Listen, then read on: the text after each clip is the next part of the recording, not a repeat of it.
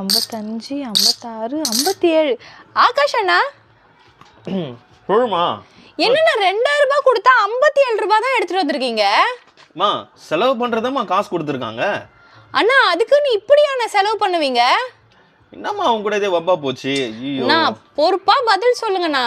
பிரதீபா, ஆகாஷ் அண்ணா என்ன பிரச்சனைங்க? ஏன் இப்படி சத்தம் போடுறீங்க?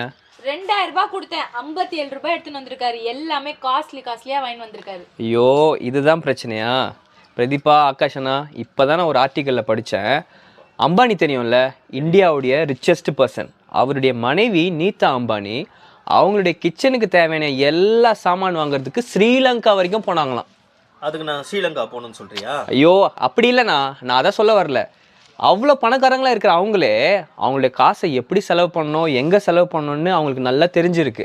ஸோ நம்மக்கிட்ட இருக்க காசையும் நம்ம நல்லா பார்த்து கரெக்டாக செலவு பண்ணோண்ணா. மக்களே, நம்ம கூட நம்மக்கிட்ட இருக்க பணத்தை ரொம்ப ஞானமாக கவனமாக செலவு பண்ணணும். வேதத்தில் கூட இப்படியே எழுதப்பட்டிருக்கு, உலகத்தில் இருக்கிற எல்லா காரியங்களுக்கும் ஆண்டவர் நம்மளை உக்கரானக்காரர்களாய் வைத்திருக்கிறார் அப்படின்ட்டு. இன்னொரு வசனம் கூட இப்படியா எழுதப்பட்டிருக்கு, நம்ம சின்ன விஷயத்தில் உண்மையாக இருந்தோம்னா ஆண்டவர் பெரிய காரியங்களை கொடுத்து நம்மளை ஆசீர்வதிப்பார். ஆமாம் தானே?